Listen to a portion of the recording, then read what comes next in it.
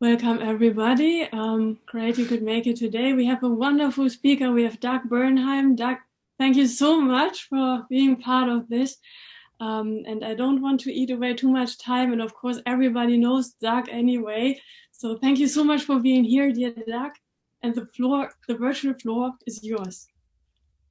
Thank you so much. This is a lot of fun. You know, the technology now allowing us to do these seminars basically all around the world in the comfort of our own homes is really kind of an amazing thing. So I'm enjoying it. And thanks for inviting me to do this today. I appreciate very much to have the chance to chat about this work because this is a relatively new agenda for me. We've been working on it for a few years, but it's really picking up steam now.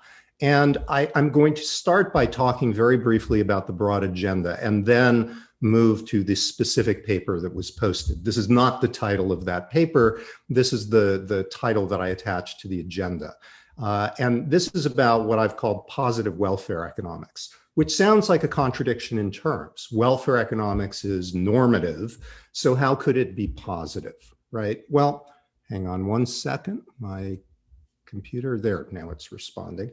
Okay, so welfare economics, the study of economic well-being is broken really into two separate branches. One branch studies individual well-being.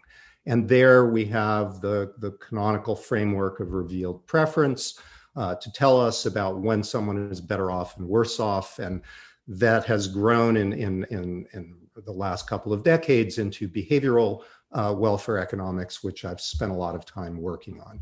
And on the other side, on the other branch, we have questions about aggregation. And this is the social choice literature. Once we know how to evaluate the well-being of a particular individual, how do we put this together across multiple individuals? And there is a vast literature that addresses these issues from a normative perspective. In other words, they ask, how should we evaluate individual well-being? How should we aggregate? And then there are a variety of applications of those normative principles to practical issues. This is bread and butter of economics. So the objective of this research agenda is to study these issues from a positive perspective. With respect to individual welfare, we're asking, how do people actually evaluate the well-being of others? And with respect to aggregation, we're asking, how do people actually evaluate social welfare as opposed to individual welfare? So let me say a couple of words on why I think positive welfare economics is an important thing to study. First of all, it contributes to an understanding of why particular policies are adopted. And I think you can see that most clearly in the context of paternalistic policies, policies that are really a matter of how do we think about some other individual's well-being.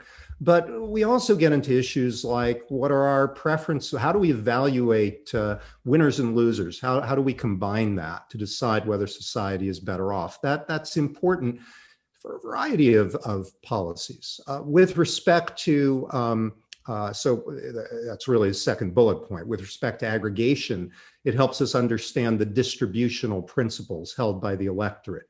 And that's important because arguably a democratic policymaker ought to respect those distributional principles. We maintain this fiction oftentimes in applied welfare economics, where we think about a policymaker who has preferences, social preferences. Well, where do those social preferences come from?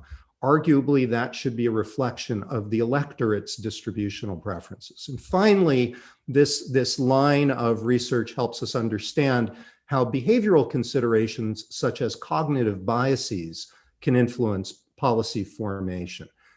Because they affect how we evaluate others' well-being and how we aggregate well-being. So this is a list of some of the completed papers that I finished on this topic. And I don't mean to suggest that I'm the only person who has worked on this. There are other papers around in the literature that bear on these same questions. Surprisingly, there are not very many of them. So in any case, with respect to the question, how do people actually evaluate well-being, the well-being of other individuals? I have this paper called What Motivates Paternalism with Sandro Ambuehl and Axel Ockenfels that's now forthcoming in the AER.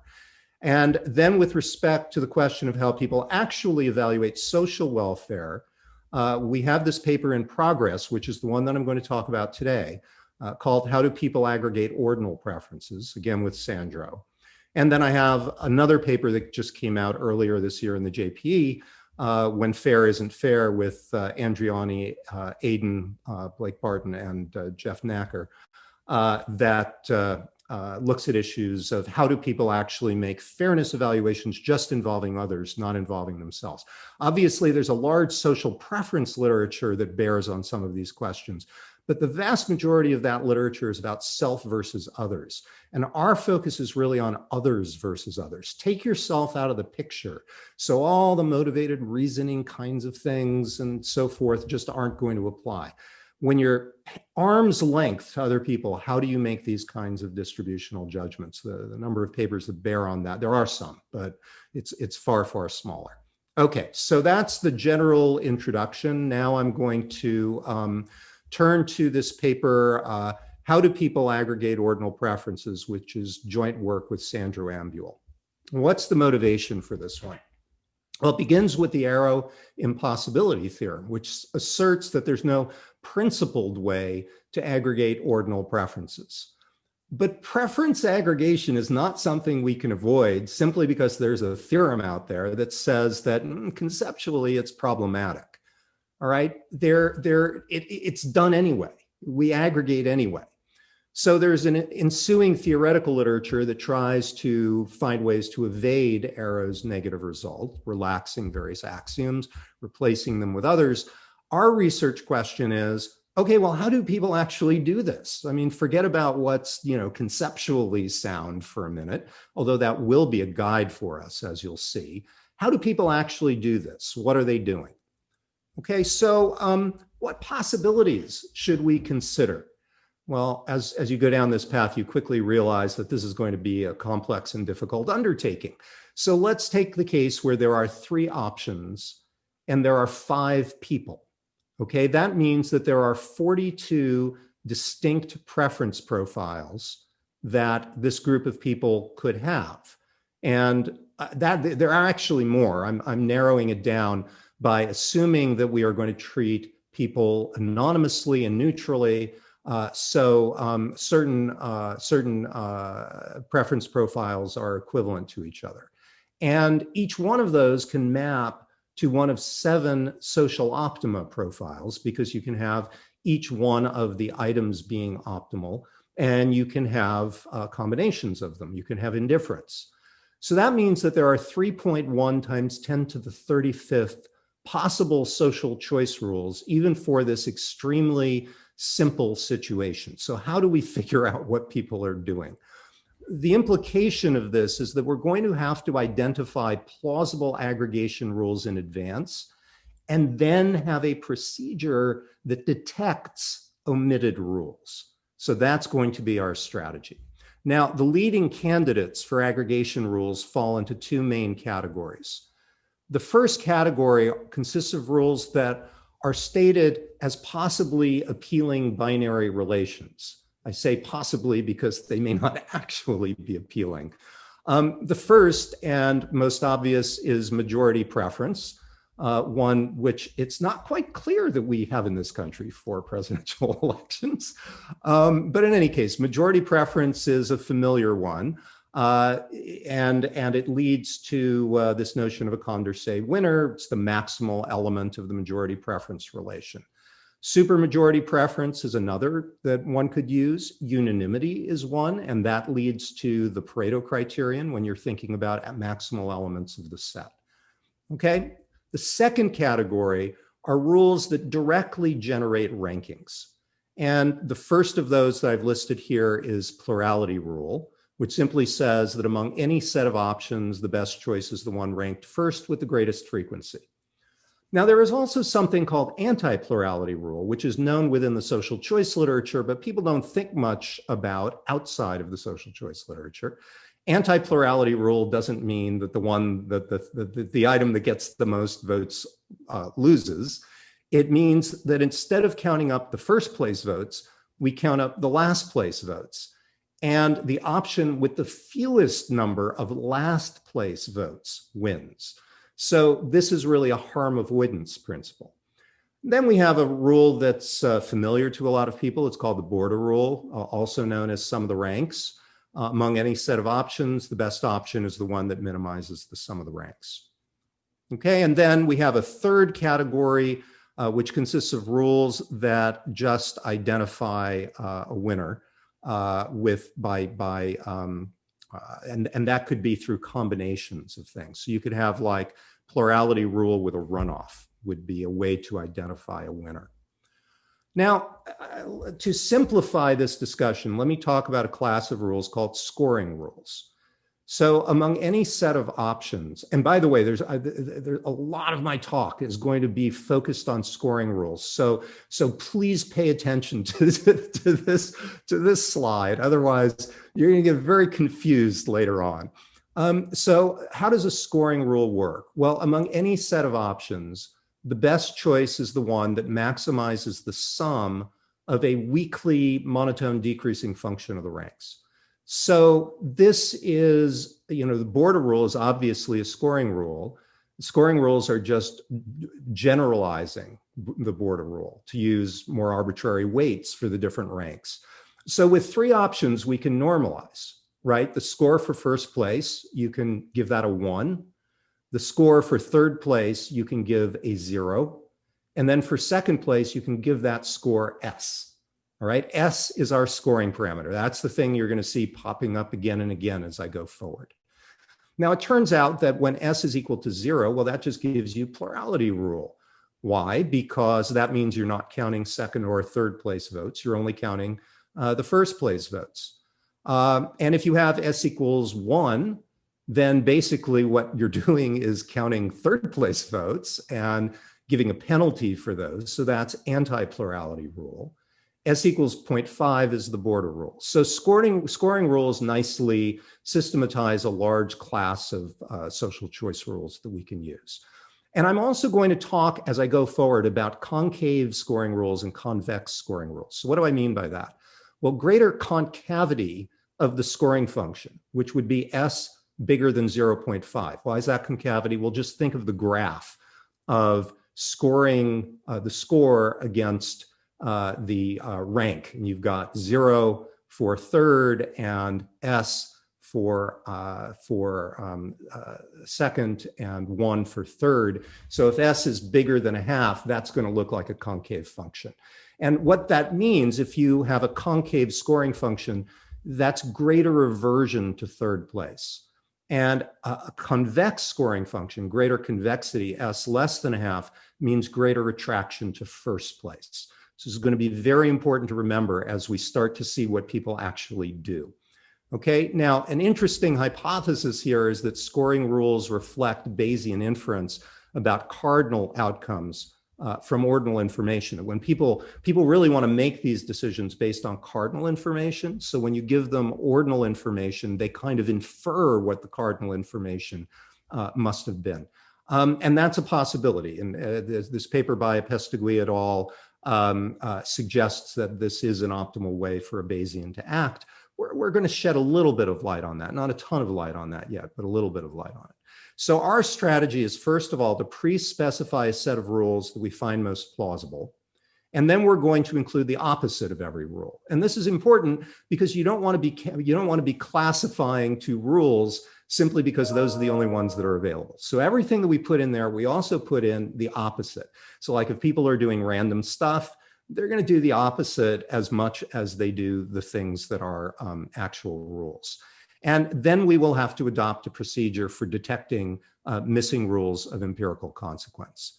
And I didn't put the list of rules that we're incorporating, but it basically includes all the ones that I've talked about as well as others. And we've said to people multiple times that if they want to suggest others that we're not including, please by all means do so, because our procedure is very easily adjusted to incorporate anything additional you have in mind. Although, as you'll see, this third step, which is having a procedure for detecting missing rules of empirical consequence. We really managed to figure out what those are. I mean, I think we do anyway. Okay, let me now go to the experimental design, and I'll pause after I talk about the design a little bit and take questions there, because that's a good place to break. So participants are assigned to groups of 6. There are 5 workers, and our workers are on MTurk, and each one of them has to complete one of 5 tasks. Okay, and the 5 tasks are determined in advance, and it's like a team. All 5 of the tasks have to be completed. So what we're interested in here is an assignment. One person does each task. We have the 6th member of this group is a social architect, and he chooses among a fixed set of either 3 or 4 assignment profiles. And you'll see in a minute, we represent these by geometric objects. So here I have a triangle object, and the individual might be told that this, what I've written on this slide, is the assignment profile for this particular symbol. So our tasks are, some people are doing image coding, some people are coding things on movie reviews, some people are doing coding on Twitter posts and things like that. So 5 different tasks, all of which involve work. And this might be the assignment for that particular symbol. Now, what does the social architect know, and what don't they know? They do know what the 5 tasks are, okay? They do not know who is assigned which task in each assignment profile, okay? We don't tell them that information. What we tell them is how each worker ranks the assignment profiles based on their assigned tasks. And I'm going to repeat this in a minute, but the reason that we do this is we don't want the social architect exercising paternalistic judgments, like, oh, this person ranked images last, but I know the image task really isn't very hard, so I'm not going to put much weight on that. We don't want people doing that sort of thing. So we don't actually tell them this part, who is assigned to what. What we tell them is how people rank these things, okay? So here's the interface screen that our subjects, our social architects see. And the social architects are the only ones we really care about here. They're the ones that we're studying. And so you can see that we've represented here 5 workers. And we have, in this choice problem, we have 3 assignment profiles. And this is just showing you how each one of the workers ranks the assignment profiles. So this first worker ranks box first, and I guess this is a hexagon second and triangle third. Okay, and we give people lots of tools to explore this. They can shuffle the workers, change their order. They can hide certain workers to just look at the others. They can either highlight a particular object, or they can hide an object. And if, like, you hide the boxes, this all rearranges so that everything appears in the first 2 rows. Okay, so there's lots of things that you can do. You can drag and drop these guys to look at them in different orders and so forth. Now, we did get some feedback, and some people may raise the issue today, that perhaps this particular way of presenting things is causing people to think about the problems in a particular way. And if you think about it, there are 3 ways to present this information. You can organize it by individual, you can organize it by the assignment profile, or you can organize it by the rank. You could present the information in any 3 ways. We chose one to do our pilot. And I guess I didn't say this, but I should say this. All of this is a pilot. Well, it's more than a pilot at this point, but we're going back to gather more data again, precisely because we want to address these kinds of questions. And when we go back and gather the new data, we will test it out with every presentation. We don't think the presentation has anything to do with it, but we do agree that it's important to test. Okay, and then the individual then chooses the assignment to be carried out for the group by the 5 workers. You got to click one of those. And then you're asked about indifference. You're basically asked, are there any other assignments that are as good as the one that you picked? So that people can say, that's fine. This other one is fine too. Okay. So a few explanations about the design. First of all, the social choice task here is, we think, naturalistic in the sense that the assignment of tasks is a common problem and comes up in many contexts. The social choice task is, as I said before, designed so the social architect can't impose paternalistic judgments. And it's also designed so that cardinal information about preference intensity is not readily available to the social architect. We really kind of wanted to constrain the social architect not to be able to use it. So we're not ideally set up to investigate the Epistogui et al. Hypothesis, though we're going to turn to that, I think, in some of the next things that we do. All right. And okay, I should also say this to finish the design. It's important to understand how we identify social choice rules. So let me just run through an example. Here's one profile, one preference profile. And if the social architect was liked the idea of majority preference, then here, this, I call this one column, column would win because it gets 3 first place votes. And so obviously it's going to majority dominate everything else. Well, how about scoring rules here? What would we do with scoring rules? Well, the battle here, you can see that column dominates this superimposed triangle, 3 first place versus 2 third place compared to the other way around. But triangle gets all the second place votes. So if you add that up, that adds up to 5S, okay, in terms of total score.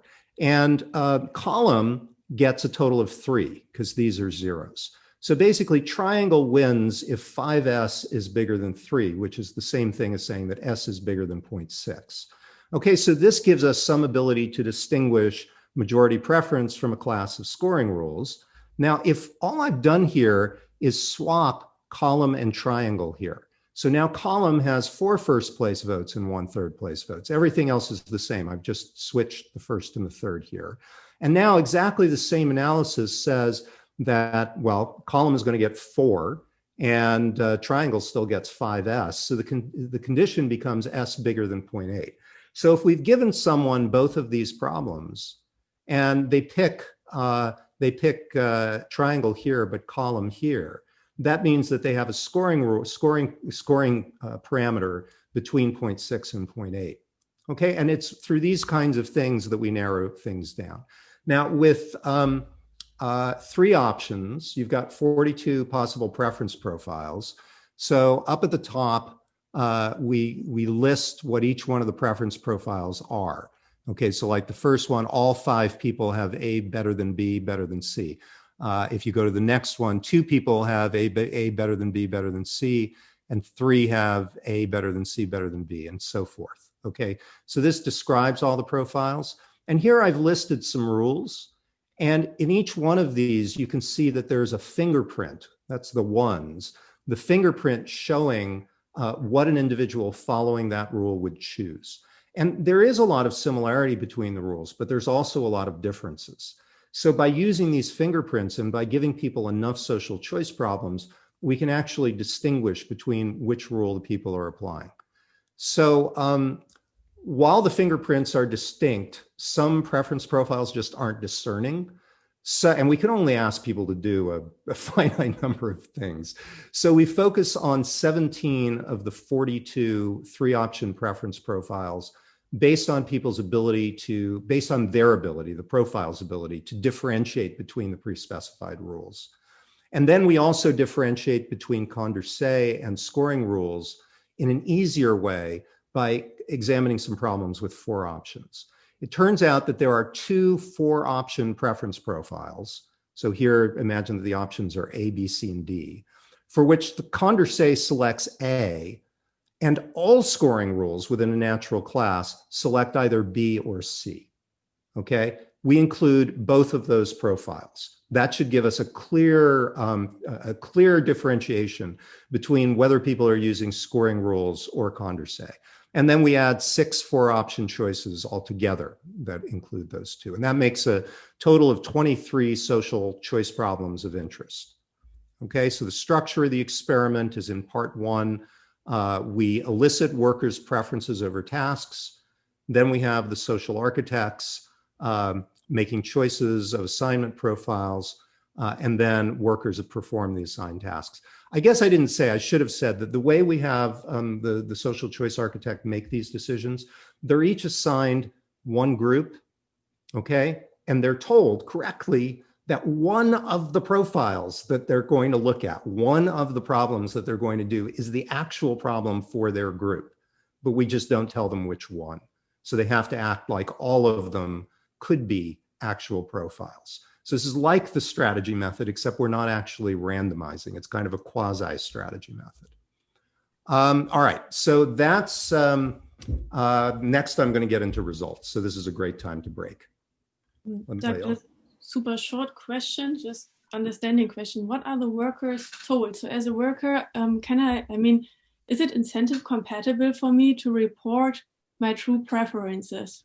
You know, I'm thinking back and forth and what the designer may think, what the workers think, and so on. How do you address that? Right. So the way we do that is the workers make their choices, and they're told that I think it's 90% probability, it's really high, that their outcome will depend upon their own choice. And then with 10% probability, it's determined some other way, which we don't specify. So we think under those circumstances, they're just going to pick, you know, what's optimal for them. And we tell the social architects that we have, I forget exactly what we say to them, but we describe something about this process to assure them that people have actually given us their true preference rankings. Obviously, if we were in a situation where we were telling the workers that the social architects were going to make decisions based on what they reported, and we told the social architects that the workers knew that, then the social architects would begin to suspect whether the preferences had been strategically manipulated. And we need to stay away from that, because that's not what I mean, obviously, if we're interested in actually doing something with all of this, you have to worry about revelation. But here, we're trying to avoid that problem just to get at the basic preferences. We did do a little bit of exploration and debriefing, and I don't think there was any indication that the social architects had any suspicion that people were doing anything other than just reporting their true preferences. Thank you so much. And then we have another question by Peter. Sure. Peter, do you want to unmute yourself, or should we? Sure. Yeah, that's fine. Doug, I know your focus is on aggregating ordinal preferences, but there's a lot of applications where the aggregation of cardinal preferences has proved to be very effective. And a lead example would be wholesale electricity markets, where all the market participants directly express their cardinal preferences, where the scoring rule is maximize social welfare subject to constraints.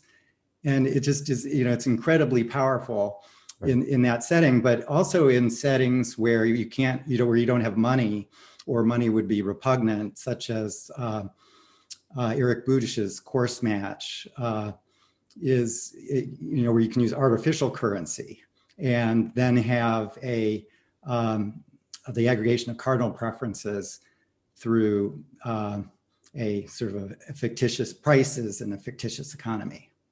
Right. Any thoughts on that? Sure. This is, we view this paper as a starting point, and we think that there is an agenda here that involves understanding what people do with various kinds of information about preferences. Ordinal preference is a natural place to start, both because the social choice literature starts there and because there are an awful lot of settings in which we either don't or can't get that kind of information. And I think the implementability literature has also suggested that the revelation problems become worse when you get into cardinal preferences. So there are various reasons we may want to stick with ordinal preferences, at least just in certain circumstances. But that said, it's very important to know what people think about cardinal information and how they use it. You know, we can give people cardinal information in terms of money metric, in terms of, you know, tokens or whatever. But remember that, you know, from the arrow point of view, that's not really cardinal either. that's just giving you, additional ordinal information over a different set of bundles or an enlarged set of bundles. So a question here is, do people really use that as cardinal information, and how do they use it? And how much cardinal information do they use?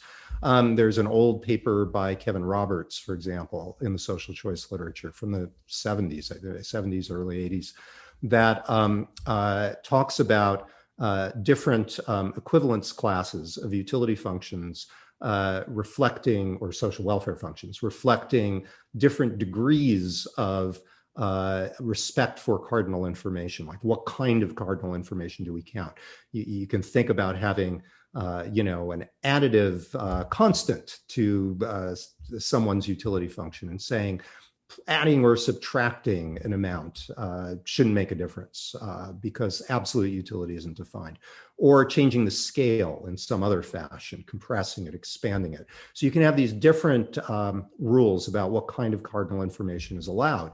Well, okay, so that's a great question. A positive question is, what kind of cardinal information do people use?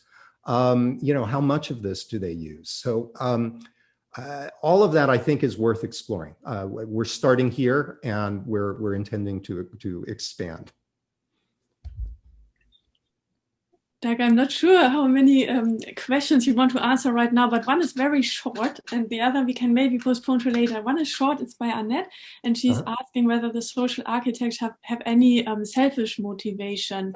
Sorry, no, if I may, I was just trying to announce that. So yeah, I was wondering how the social architects are incentivized, in the sense that the stakes here are really not high. Like, nobody's going to suffer or have their livelihood at risk. It's a simple question of which of the 3 assignments to do. And given that there is some cognitive effort involved in aggregating these preferences, how do you incentivize them to make that effort? And then obviously that extends into external validity questions of policymakers who have to make very consequential decisions about healthcare or social security. Right. So all good questions. The incentives here come entirely from the impact on the social group. We don't want the individual, the social architect, to have a personal stake, and that's important. You're going to see that there are a lot of systematic patterns here. I mean, it's extremely systematic data. So it's not that people are randomizing or not making an effort. They're doing something, and they're doing things that are very systematic and very interesting. The external validity question, very critical. And so, the next round of our experiment, this is not a completed paper because it's still a growing paper. We're going to do a version of this where the thing that people are ranking are contributions to different political groups, and they're meaningful contributions. And we think that that's an area where people will understand right away. This is really consequential. People will care about this. I agree. You can do that with meaningful sums of money as well. So external validity is really important. We've got some external validity stuff in this, what I'm going to show you today if we get there, but not enough yet. But so far, everything that we've done is really stable. So it's encouraging. I do think it'll generalize. Okay, so let me move on to some results. We use 2 main methods to classify. Right. So the first method is to use what we call hit rates. So this uses both the social architect's choices and the unincentivized indifference statements. We define a hit as a correct prediction that a particular action is part of the chosen set for a particular profile. So we have 3 possible things that could happen within each one of the 17 profiles. So the maximum number of hits is 51. Because in each one of those, you can have an object being included or not included in the optimal set, and there are three objects. We classify a subject as using the pre-specified rule that maximizes the number of hits, and then as an extension, we look for consequential omitted rules using cluster analysis.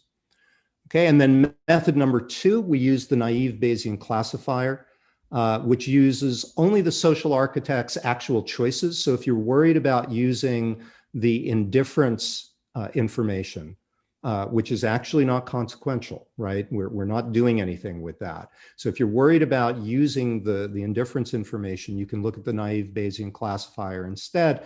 And this is a standard procedure. The way it works is that for each choice problem, subject I follows her assigned rule perfectly with probability 1 minus epsilon I, randomizing uniformly when indifferent. And with probability epsilon I, they randomize uniformly over all options. We have a uniform prior over rules and error probabilities, and we assign each subject to the rule that maximizes the posterior. The naive Bayesian classifier performs really well in simulations. Another procedure you might think we ought to use would be maximum likelihood to classify people. It's known to have severe small sample bias for these kinds of classification problems. And when we simulated it, it really did quite bad in these problems, whereas the naive Bayesian classifier did quite well. Okay, so now let me start showing you results. I got to get through some results before we run out of time. So this is the hit rate classifier with 3 alternative choices. And here is, okay, so basically looking at this graph, everything on this side from all the way to the left to right over here, these are all scoring rules. These are different values of S. And then we have Condorcet, supermajority, unanimity, indifference, which means people randomize. And then the last thing over here is malevolent rules, all grouped together. So here's what we find. First of all, nearly 30% are classified as using Borda. That is an interesting finding. You'll see that we're going to shift a lot of people away from Borda when we do some of the other classification. We have more than 20% at near anti-plurality, okay, which I did not expect this, and I doubt anybody else expected this. There's a big concentration near anti-plurality. Now, why near rather than at anti-plurality? Well, with anti-plurality, you sometimes run into ties. And you can easily imagine that you break the ties somehow by looking, okay, there's a tie here. I'm going to look at the thing that's closest, you know, this I now have a second criteria to break the tie. That appears to be what a bunch of people are doing. Approximately 60% of the population between here, so this is above Borda and here. Okay, it looks like a lot of people are at Borda, right? Almost 30%, but almost everybody else is applying a strictly concave scoring rule. If you aggregated all of these together, it would be bigger than this one here. It's almost twice as big. All right. So these are people. It means that most of the population is last place averse.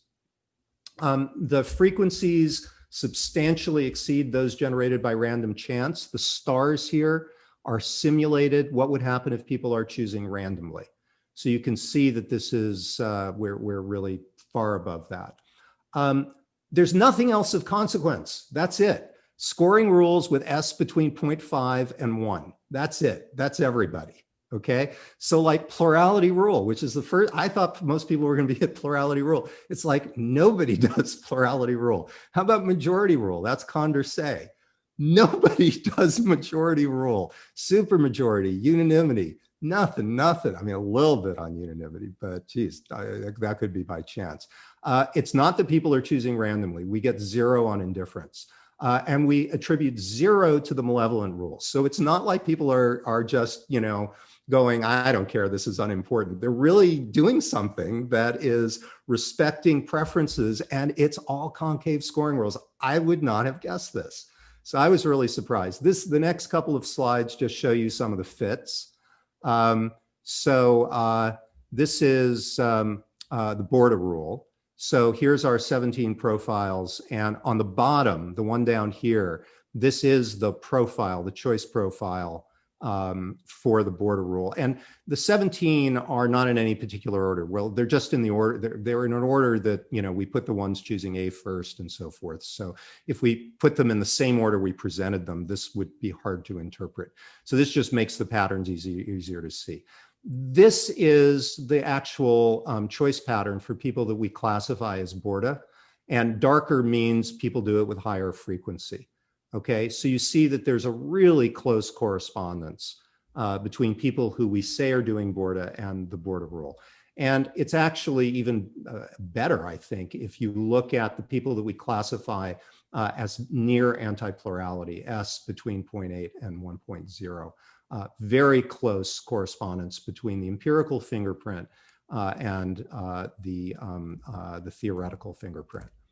Okay, now what if we use the naive Bayesian classifier? Well, the picture looks very similar, except you see that there are fewer bordas. Okay, it's gone down from close to 0.3 to 0.2 something. And a lot of this action here that was near anti-plurality is now piled up on near anti-plurality, scoring rule between 0.8 and 1. That's more than 25% of the population. You still get almost all the population here, so that when we plot these two classifiers, whoops, I was going to, well, I'll do that in the same. So if we plot these two classifiers against each other, okay, so here's our naive Bayesian classifier, here's our hit rate classifier, size of the dots give you numbers of people in these things. You can see that almost everything is in this red box. And the red box, what is it? Concave scoring rules plus Borda. Okay, so there's an awful lot of uniformity here in terms of what people are doing. Now, the rejection of majority rule is really surprising, right? So how sure are we about this? Well, everything that I've done so far has been based on the 3 option choices. So remember that the implications of Condorcet can differ more sharply from scoring rules in 4 option social choice problems, where you have A through D.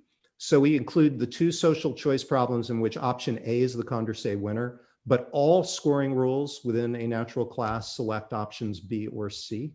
And it turns out that approximately 83% of the subjects choose option B or C in both instances, and only 2% select option A in both instances.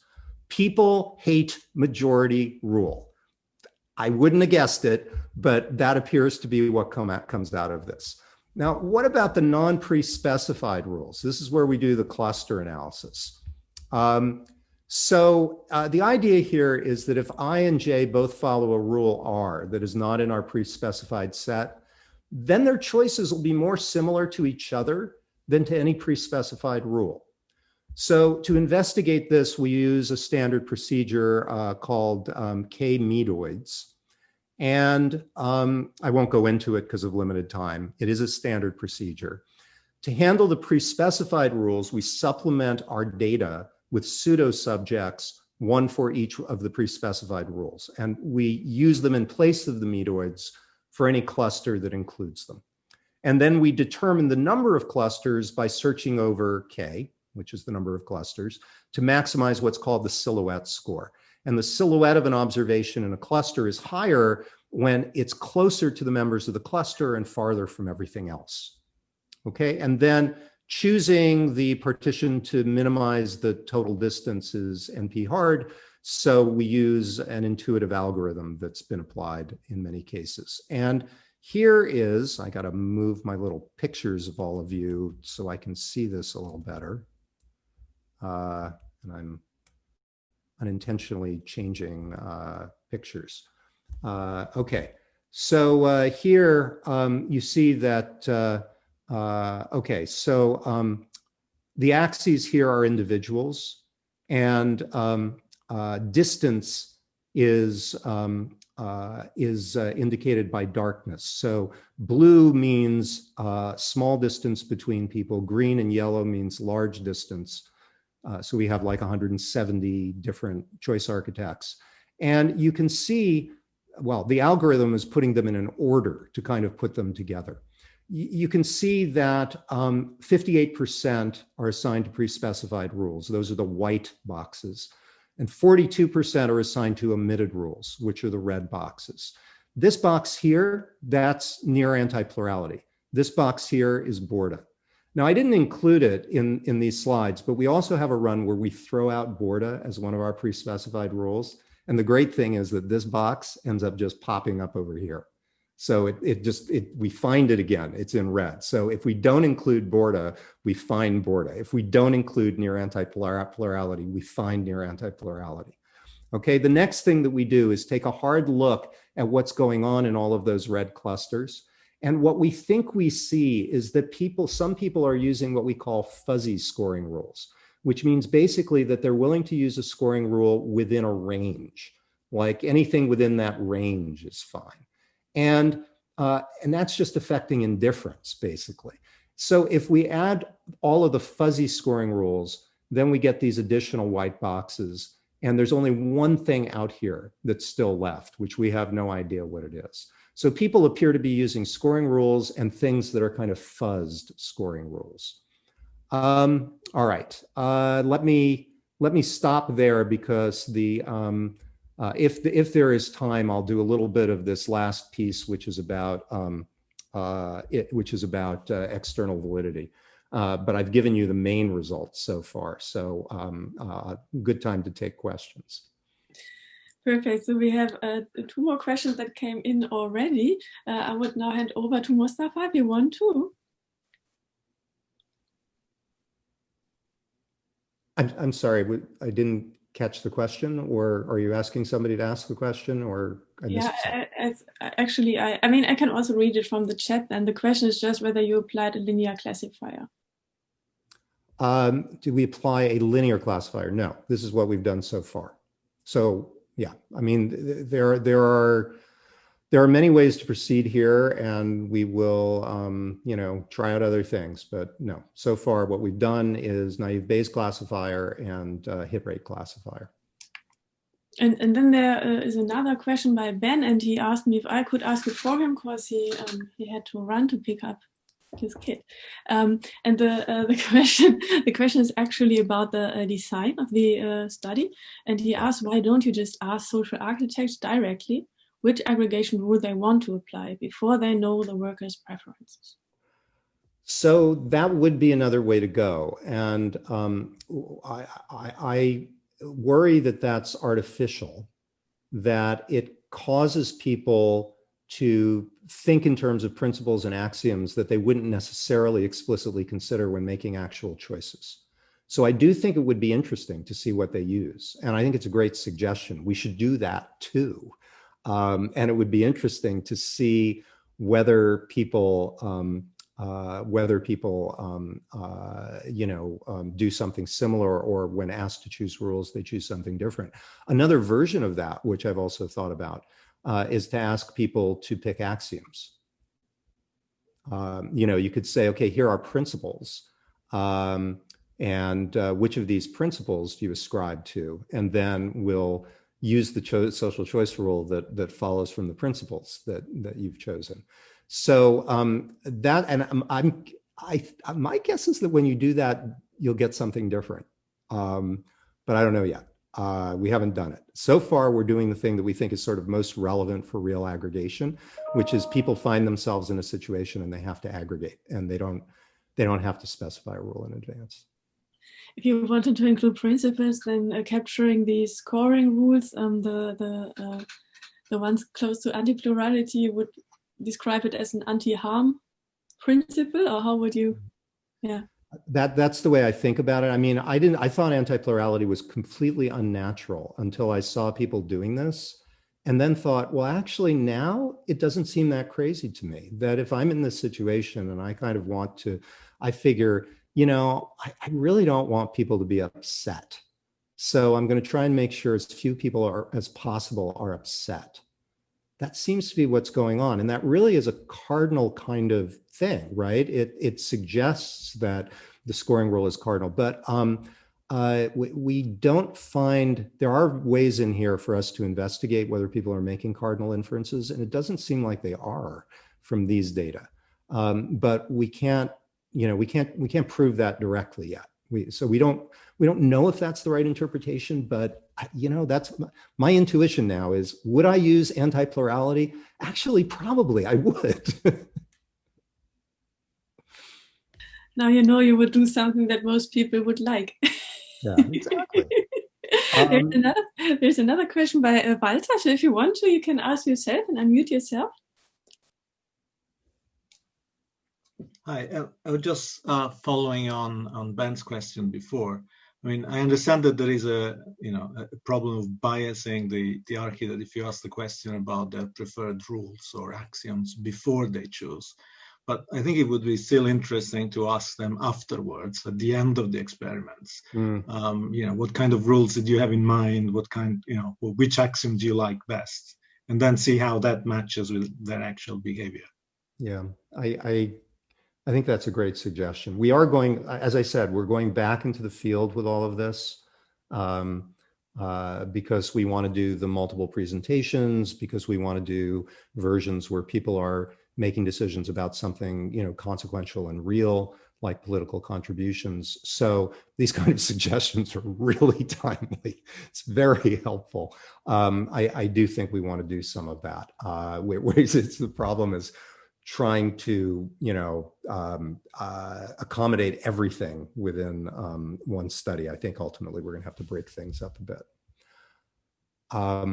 Let me just take a minute to show you one other thing, which I think is kind of cool with respect to the external validity, which is the stability of the scoring rules across contexts. And I've said a couple of times that we have a little bit of evidence against the Bayesian inference hypothesis. And the reason that I say that is because if people are making Bayesian inferences, you would expect what they would do would vary over contexts, because you would make different cardinal inferences in different contexts.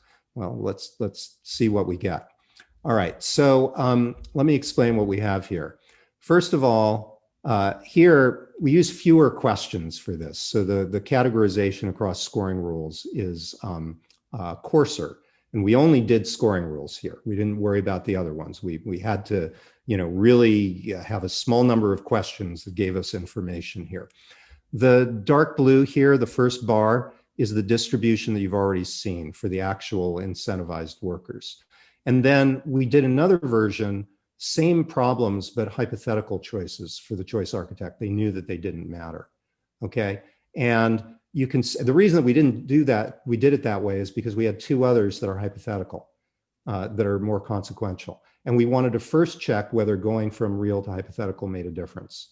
And you can see that it really doesn't, for the most part, except for, a couple of things like for hypothetical, you get a lot more at anti-plurality rather than near anti-plurality. You get like a shift in this direction. But generally, the distribution looks very similar. Then we had two other kinds of hypothetical questions. One involved assignment of professors to offices in a university department, and they rank order their preferences over the offices. And the other is assignment of students to universities. I think this was all. I think we did this at Cologne, so I think it was German universities. No, we didn't do this one at Cologne. Now I'm confused where we did this. In any case, we had them also doing assignments to universities.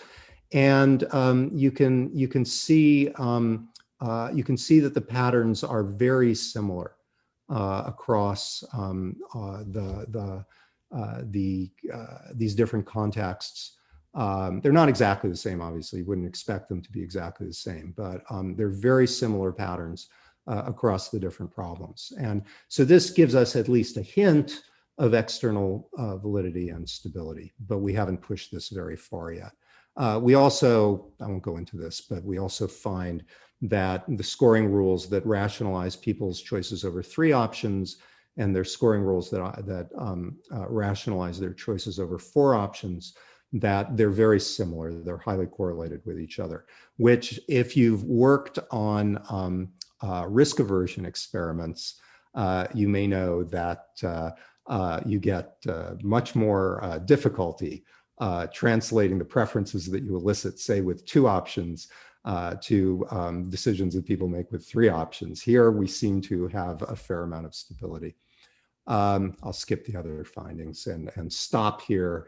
The conclusions are just reiterating what I've already said. So let's just use the rest of the time for any questions.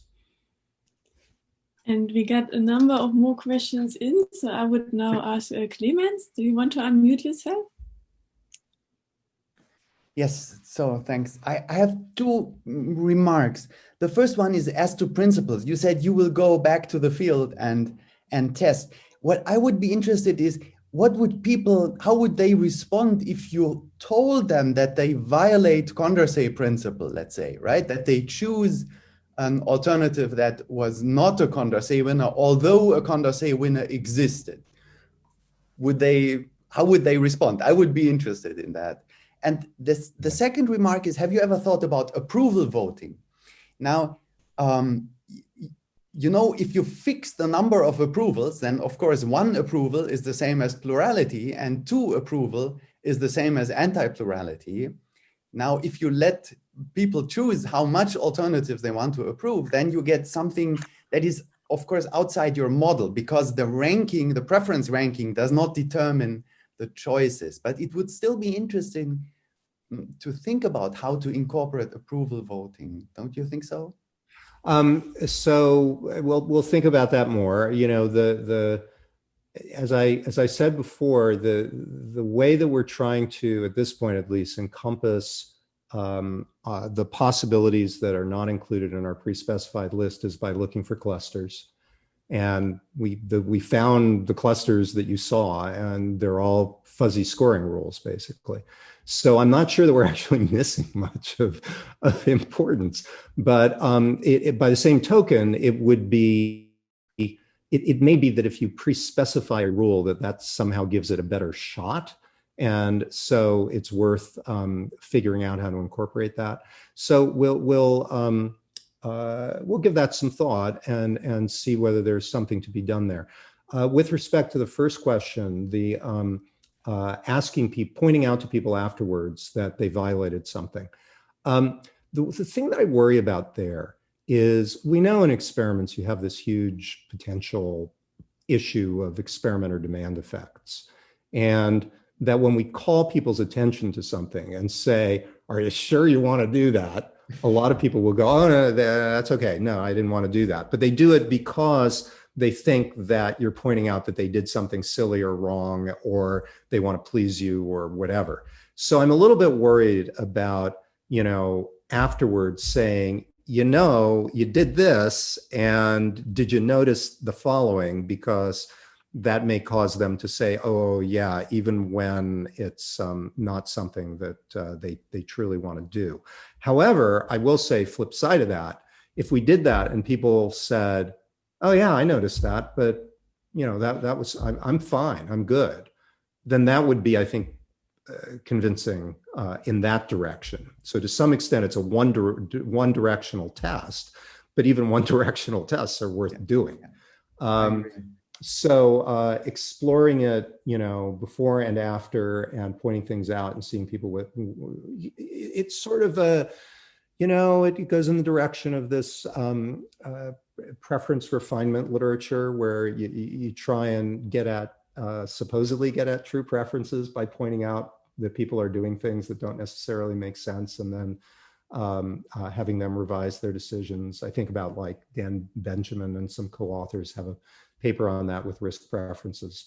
So we could try, that would be interesting. There are just so many things here to try. It's it's very exciting. Yeah, I think actually, so there's many more questions. Actually, there's discussions. People are discussing whether people, may really feel they should play Condorcet if they are reminded there is this principle or so. Yeah, so this is something that is discussed in the comments as well. There's more questions, but we are through with this hour, and we have to thank Doug. And I think that was quite fascinating, and will make us talk more in the upcoming weeks. And I hope that people from social choice are not too sad to see that many of the well-known rules don't seem to be that attractive. So thank you. Thank you so much, Doug. Thank you, everyone. I really appreciate the comments. There's some great ideas for us, and please feel free to reach out to me with other thoughts if you have them. And I'm very excited by the larger agenda of studying these welfare questions from a positive point of view. And anyone who wants to talk about these things, I'd be delighted. So thanks very much. This was a lot of fun. Thank you. Take care, everybody.